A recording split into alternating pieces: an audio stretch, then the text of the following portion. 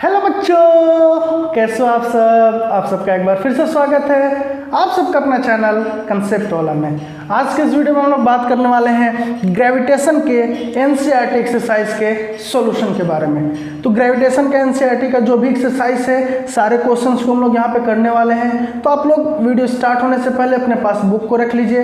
हो सके क्वेश्चन आप लोग को मेंशन ना हो तो आप लोग बुक से क्वेश्चन देख लीजिएगा। अगर हो सके तो मैं क्वेश्चन को भी डाल दूंगा, तो टेंशन लेने की बात नहीं है। चैप्टर ऑलरेडी फिनिश हो चुका है, प्लेलिस्ट बन चुका है। तो अगर आप लोग चैप्टर को नहीं देखे होंगे तो एक्सरसाइज देख के आपको कुछ समझ में आने वाला है नहीं। तो सबसे पहले आप लोग चैप्टर जरूर देखिएगा, पूरा चैप्टर पढ़िए, फिर एनसीईआरटी की एक्सरसाइज कीजिएगा, तब आपको अच्छे से समझ में आएगा और क्वेश्चंस भी अच्छे से लगेंगे आपसे। क्लियर है? मेरे से पहले आपको समझ में आने लगेंगे। क्लियर है? तो इसके लिए आपको क्या करना होगा, ग्रेविटेशन का जो प्लेलिस्ट बना हुआ है उसके सारे वीडियोस को देखने होंगे और उसके नोट डाउन करने होंगे नोट्स को। क्लियर है? तो चलिए हम लोग शुरू करते हैं आज का वीडियो। क्लियर है? पहला क्वेश्चन है, how does the force of gravitation between two object change when the distance between them is reduced to half. Force of gravitation दो ऑब्जेक्ट के बीच में कैसे चेंज होंगे अगर उनके बीच के डिस्टेंस को अगर हाफ कर दें। तो हम लोग पढ़े थे जब दो मासेस होते हैं और उनके बीच का डिस्टेंस r होता है और m1 और m2 मासेस होते हैं तो ग्रेविटेशनल फोर्स क्या होता था, g m1 m2 अपन r²।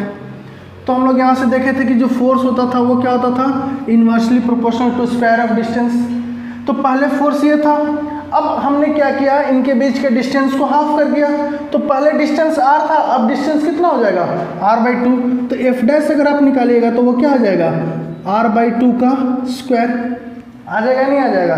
तो ये कितना हो जाएगा, 1/r²/4। 4 ऊपर चला जाएगा तो 4/r²। तो इसको ऐसे भी लिख सकते हैं, 4 × 1/r², यानी 4 टाइम्स फोर्स जो होगा वो कितने टाइम्स हो जाएगा, 4 टाइम्स। पहले किसके प्रोपोर्शनल था, 1/r², अब किसके हो गया, 4 × 1/r², यानी कितना टाइम्स हो गया, 4 टाइम्स। अगर डिस्टेंस को हमने हाफ किया तो फोर्स क्या हो गया, f' क्या हो गया, 4 टाइम्स ऑफ f। क्लियर है? फोर्स 4 गुना हो गया, डिस्टेंस को हाफ किया, फोर्स 4 गुना हो गया। क्लियर है? समझ में पहला क्वेश्चन, ये हम लोग का फर्स्ट क्वेश्चन था। क्लियर है? कोई दिक्कत? चलिए नेक्स्ट क्वेश्चन नंबर 2 है। क्वेश्चन नंबर 2 क्या बोल रहा है, gravitational force acts on all objects is proportional to their masses, why then a heavy object does not fall faster than a light object. भारी ऑब्जेक्ट पहले क्यों नहीं गिरता है हल्के ऑब्जेक्ट से। तो हमें पता है हल्के ऑब्जेक्ट और भारी ऑब्जेक्ट को दोनों को कौन अट्रैक्ट कर रहा है, अर्थ। तो यहाँ पे कौन सा ग्रेविटेशनल फोर्स ऑफ अट्रैक्शन लग रहा है, अर्थ के द्वारा लग रहा है। अब अर्थ जो ग्रेविटेशनल फोर्स ऑफ अट्रैक्शन लगाता है वो क्या होता है, m × g। और हमें पता है कि g क्या है, कांस्टेंट। g की वैल्यू हमेशा क्या है, 9.8 मीटर/सेकंड²। पता है ना। तो दोनों ऑब्जेक्ट सेम एक्सेलरेशन से क्या कर रहे हैं, गिर रहे हैं। मास पे तो डिपेंड नहीं करेंगे, किस पे डिपेंड करेंगे, एक्सेलरेशन। और दोनों का एक्सेलरेशन सेम है तो दोनों एक साथ ही गिरेंगे। आ रहा समझ में? क्योंकि दोनों को कौन अट्रैक्ट कर रहा है, फोर्स। दोनों को कौन अट्रैक्ट कर रहा है, फोर्स। किसका फोर्स, अर्थ का ग्रेविटेशनल फोर्स। किसका, अर्थ का ग्रेविटेशनल फोर्स। और अर्थ का जब ग्रेविटेशनल फोर्स लगता है तो वहां पे क्या लगता है, gravitational acceleration due to earth. Earth gravity जिसको बोलते थे। और अर्थ ग्रेविटी क्या होता था, कांस्टेंट, हमेशा सेम होता है 9.8। तो दोनों सेम एक्सेलरेशन से नीचे गिर रहे हैं। अगर दोनों सेम एक्सेलरेशन से नीचे गिर रहे हैं तो दोनों सेम टाइम पे पहुंचेंगे, मास पे डिपेंड नहीं करेगा। क्लियर है समझ में? बिकॉज क्या लिखेंगे, because both objects are falling with same acceleration. Clear है? दोनों का एक्सेलरेशन सेम है तो टाइम दोनों का क्या लगेगा, सेम। अब हम लोग इक्वेशंस ऑफ मोशन जहां पढ़े थे वहां मास आता था क्या, नहीं आता था ना। यानी कि जो मोशन हो रहा है वो मास पे थोड़ी ना डिपेंड करेगा, वो किस पे डिपेंड करेगा, उसके एक्सेलरेशन पे। और एक्सेलरेशन जब कांस्टेंट है तो दोनों सेम टाइम पे फॉल करेंगे। है समझ में? क्लियर है? Question number 2। Next question number 3 है। क्वेश्चन नंबर 3 क्या बोल रहा है, what is the magnitude of gravitational force between earth and 1 kg object on its surface. यानी दो ऑब्जेक्ट है, एक हमारा अर्थ है और दूसरा कोई एक ऑब्जेक्ट है जिसका मास 1 kg है और कहाँ पे है वो, सरफेस ऑफ अर्थ पे है। क्लियर है? मास ऑफ अर्थ और रेडियस ऑफ अर्थ गिवन है, तो ग्रेविटेशनल फोर्स क्या लगेगा, G mass of earth into mass of object upon radius of earth. Centre से ये दूरी क्या होगा, रेडियस के बराबर, ये वाला दूरी क्या होगा, नेग्लिजिबल होगा, 0 के बराबर, यानी डिस्टेंस किसके बराबर होगा, रेडियस ऑफ अर्थ के बराबर होगा या नहीं होगा। वैल्यू को सब्स्टिट्यूट करेंगे तो 6.67 इंटू 10⁻11 इंटू मास ऑफ अर्थ कितना होता था 6 इंटू 10⁻24 kg इंटू ये कितना है 1। रेडियस ऑफ अर्थ कितना होता था 6.4 इंटू 10⁻6 मीटर का स्क्वायर। सोल्व करने पे कितना आता था 9.8, तो यहाँ पे फोर्स कितना लगेगा 9.8 न्यूटन। तो फोर्स कितना आ जाएगा 9.8। ये डाटा किसके बराबर आता था, हम लोग जब सोल्व किए थे ग्रेविटेशनल एक्सेलरेशन निकाले थे तो जी किसके बराबर आया था, G mass of earth upon radius of earth का स्क्वायर। तो ये वैल्यू कितना आया था 9.8, तो 9.8 इंटू 1 कितना हो जाएगा 9.8, तो 9.8 न्यूटन। वहाँ पे एक्सेलरेशन था मीटर पर सेकंड स्क्वायर और यहाँ पे मास है यानी केजी, तो केजी मीटर पर सेकंड स्क्वायर किस में चेंज हो जाता है, न्यूटन में। क्लियर है, आया समझ में, बहुत आसान है, सिंपल फॉर्मूला यूज करना है, वैल्यू को सब्स्टिट्यूट करना है, मल्टीप्लाई डिवाइड करना है, और ये डाटा ऑलरेडी हम लोग क्या कर रखे हैं, निकाल रखे हैं। कितना आता है 9.8, तो ये कितना हो जाएगा 9.8। आ रहा है समझ में, आसान है। चलिए नेक्स्ट क्वेश्चन नंबर 4 है। क्वेश्चन नंबर 4 क्या बोल रहा है, the earth and the moon are attracted to each other by gravitational force, does the earth attract the moon with a force that is greater or smaller or the same as the force with which the moon attracts the earth. तो gravitational force of attraction, universal of gravitation क्या बोलता था, universal of gravitation क्या बोला था,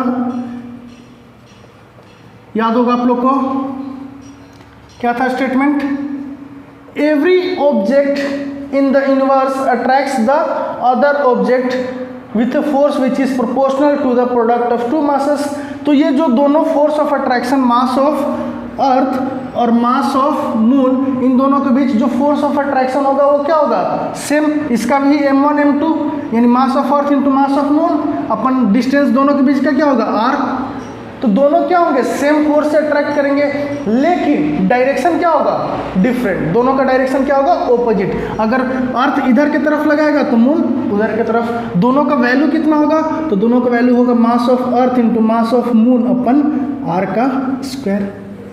है समझ में नहीं है, तो both attracts with the same force, ना ज्यादा ना कम, फोर्स क्या होगा same force but opposite direction. Direction क्या हो जाएंगे दोनों के ऑपोजिट डायरेक्शन।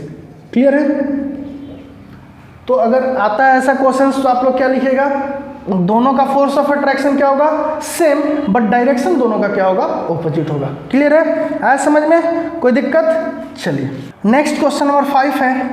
क्वेश्चन नंबर 5 क्या बोल रहा है, if the moon attracts the earth why does the earth not move towards the moon.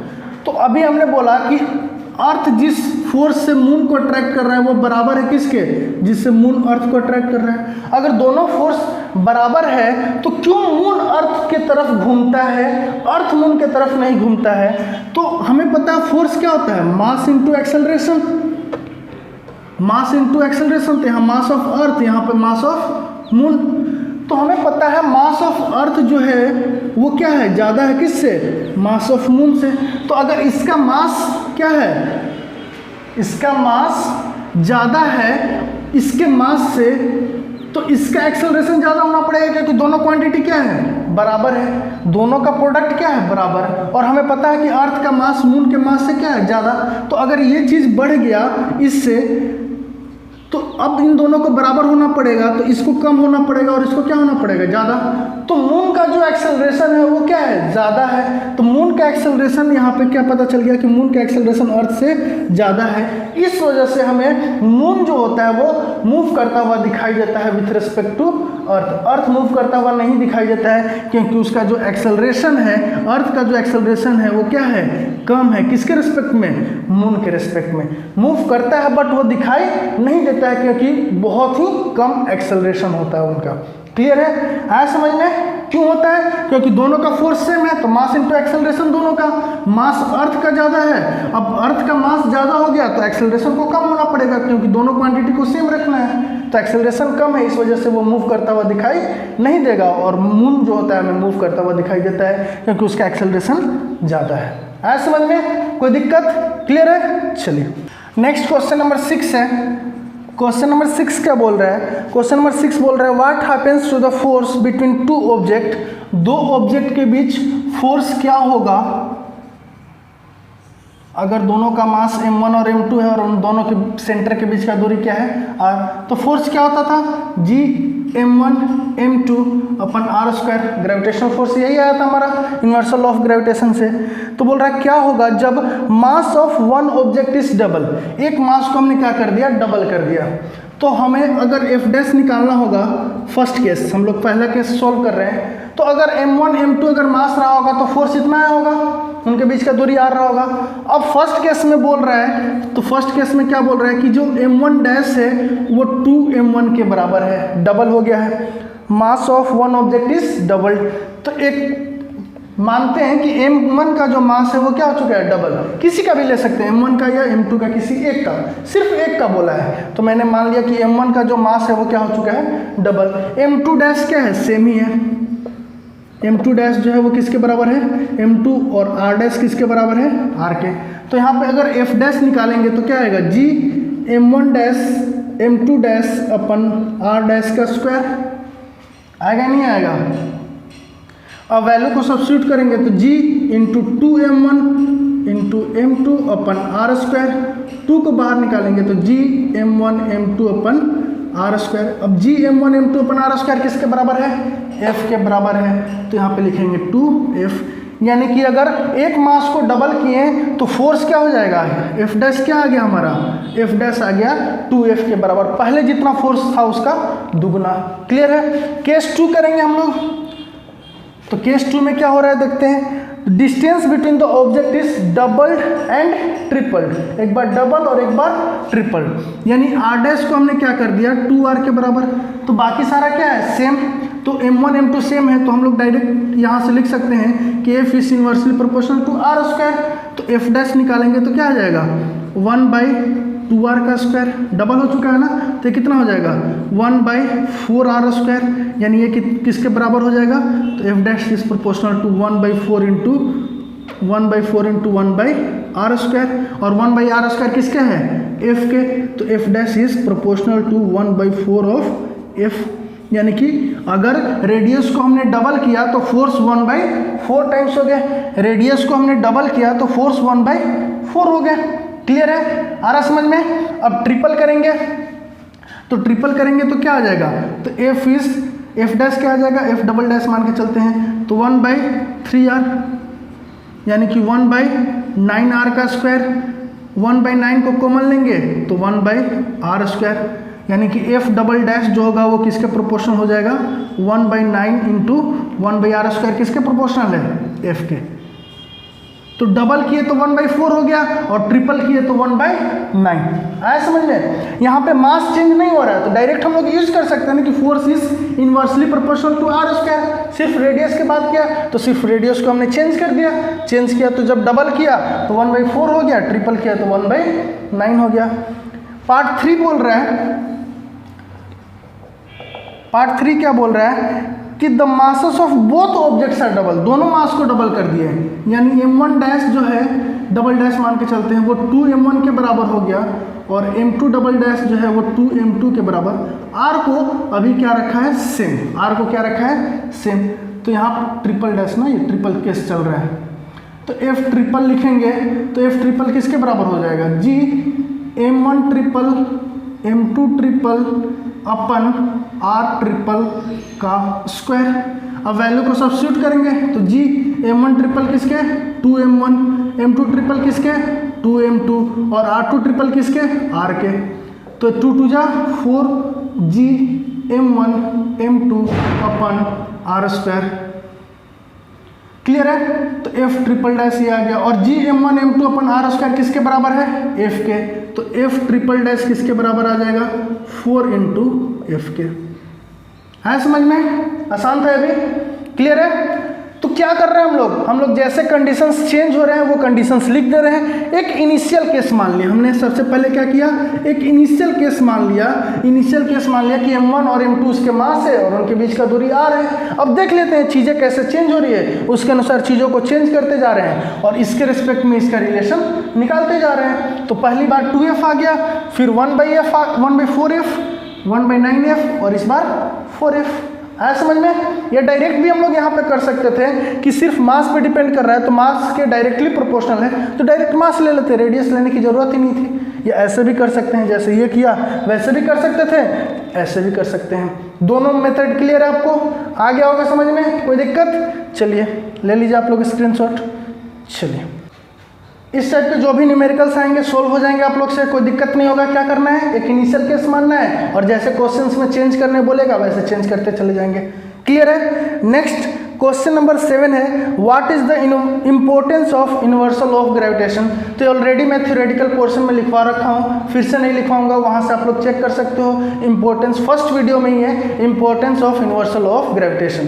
Clear है? कोई दिक्कत? नेक्स्ट है, what is the acceleration of free fall.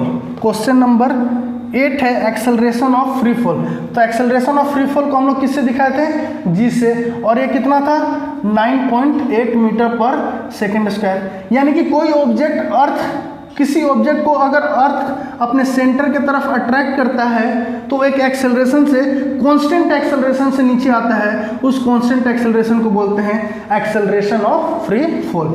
इस कांस्टेंट एक्सेलरेशन को हम लोग क्या बोलते हैं, कांस्टेंट एक्सेलरेशन को क्या बोलते हैं हम लोग, acceleration of free fall. Acceleration of free fall या इसी को बोलते हैं acceleration due to gravity. Acceleration due to gravity भी इसको बोलते हैं हम लोग। क्लियर है? याद रखेंगे, बहुत सारे नाम है इसके। तो ये क्या होता है, ये ऐसा एक्सेलरेशन होता है जिस एक्सेलरेशन से कोई भी ऑब्जेक्ट अर्थ के तरफ, अर्थ के ग्रेविटेशनल फोर्स में जो अट्रैक्ट होता है, तो जिस एक्सेलरेशन से उसके तरफ वो मूव करता है उसी एक्सेलरेशन को बोलते हैं हम लोग acceleration due to free fall. The acceleration with which, the acceleration अगर डिफाइन करना होगा तो कैसे करेंगे, the acceleration with which any object is attracted by the earth towards its center, उसके सेंटर के तरफ जिस एक्सेलरेशन से वो अट्रैक्ट होता है उसी को बोलते हैं एक्सेलरेशन ड्यू टू ग्रेविटी या acceleration of free fall. Clear है? आया समझ में? कोई दिक्कत? चलिए नेक्स्ट क्वेश्चन नंबर 9 है। क्वेश्चन नंबर 9 क्या बोल रहा है, क्वेश्चन नंबर 9 बोल रहा है, what do we call the gravitational force between earth and the object. तो किसी भी ऑब्जेक्ट को अर्थ जिस ग्रेविटेशनल फोर्स से अट्रैक्ट करता है उस फोर्स को हम लोग क्या बोलते हैं, तो हमने डिफाइन कर रखा था, उस फोर्स को हम लोग क्या बोलते हैं, वेट। क्या बोलते हैं, वेट। क्लियर है? कोई दिक्कत? आया समझ में? चलिए नेक्स्ट क्वेश्चन नंबर 10 बोल रहा है। तो क्वेश्चन नंबर 10 क्या बोल रहा है, Amit buys few grams of gold at poles as per the instruction of one of his friend, he hands over the same when he meets him at the equator, will the friend agree with the weight of gold bought, if not why. तो हम लोग पढ़े थे ना कि G varies with height and depth. G क्या करता है, हाइट और डेप्थ के साथ वेरी करता है, varies with height and depth. तो जो पोल पे फोर्स होगा ग्रेविटेशनल फोर्स, या जी की वैल्यू जो पोल पे होगी वो कितनी होगी, सॉरी पोल पे होगी वो किसके बराबर होगी, तो जी के बराबर होगी या नहीं होगी। लेकिन जब वो इक्वेटर पे पहुंचेगा तो जी की वैल्यू क्या होगी, डेप्थ के साथ क्या होगा, चेंज।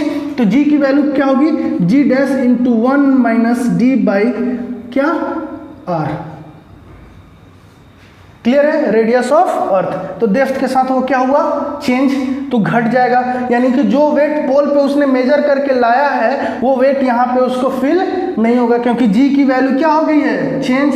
जी चेंज होगी तो वेट भी चेंज होगा, क्योंकि W इक्वल टू क्या होता है, m इंटू जी अगर जी चेंज हो रहा है तो वेट भी क्या होगा, चेंज, पोल पे वेट ज़्यादा हो रहा होगा और यहाँ पे ला करके वो बोलेगा कि 1 kg का है, तो वो 1 kg मानेगा ही नहीं। क्यों? क्योंकि वहाँ पे वेट उसका क्या हो चुका है, रिड्यूस हो चुका है। क्यों? क्योंकि जी की value with height and depth क्या करती है, वेरी करती है, चेंज होती है।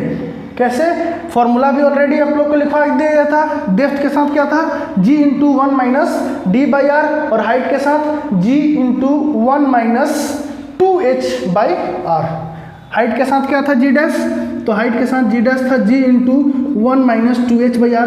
ड्राइव किए थे हम लोग रिलेशन, इसका वीडियो ऑलरेडी बन चुका है, बहुत इंपॉर्टेंट है ये वीडियो, आप लोग जरूर देखिएगा। क्लियर है समझ में, कोई दिक्कत? चलिए नेक्स्ट क्वेश्चन नंबर 11 है। क्वेश्चन नंबर 11 क्या बोल रहा है, why will a sheet of paper fall slower than one that is crumpled into a ball. तो आपको पता है कि अगर सिंपल पेपर को फाड़ते हो, उसको नीचे गिराते हो और उसको क्रम्पल यानी उसको मोड़ करके गिराते हो, तो पहले जो मोड़ करके होता है वो नीचे गिरता है।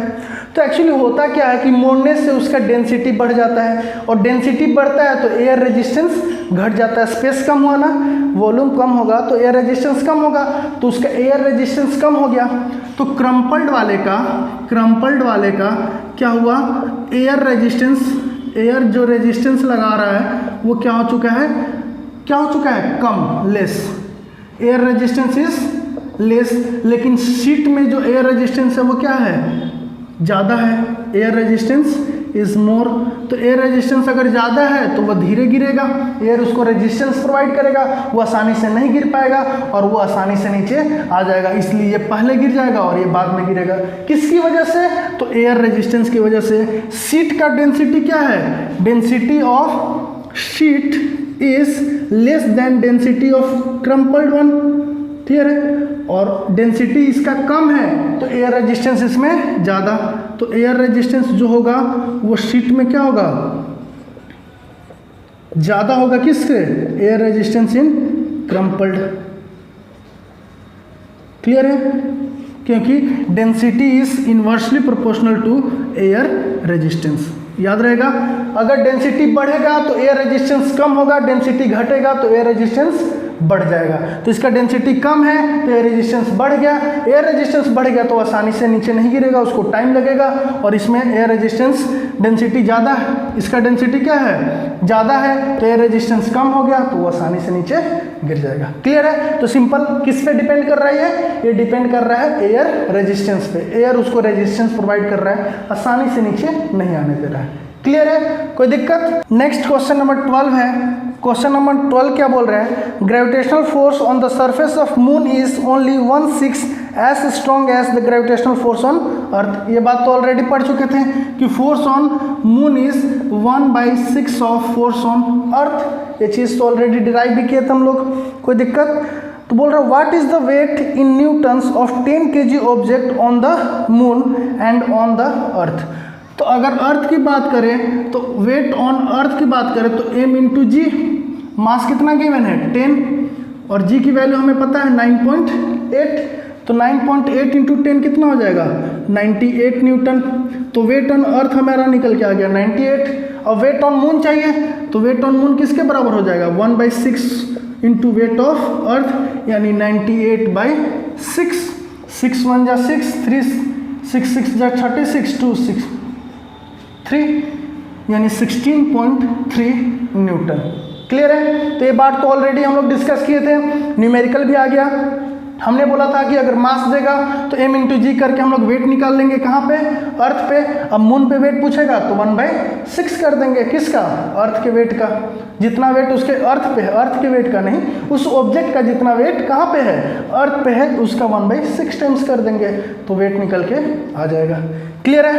आया समझ में? आज के लिए बस 12 तक रखते हैं। नेक्स्ट वीडियो में आगे हम लोग बाकी के जो भी क्वेश्चंस बचे हुए हैं उसको करेंगे। होप आप लोग को वीडियो पसंद आया होगा। अगर वीडियो पसंद आया होगा तो वीडियो को लाइक कीजिएगा, चैनल को सब्सक्राइब कीजिएगा, बेल आइकन को प्रेस कीजिएगा, ताकि मेरा आगे आने वाले हर वीडियो का नोटिफिकेशन आपको मिलता रहे और आप कुछ ना कुछ सीखते रहें। तो नेक्स्ट वीडियो का जरूर वेट कीजिएगा, क्योंकि उसमें सिर्फ और सिर्फ न्यूमेरिकल्स हैं, बहुत इंपॉर्टेंट न्यूमेरिकल्स हैं। मैं खुद से भी एक आध न्यूमेरिकल्स कराने वाला हूँ उस वीडियो में। Thank you.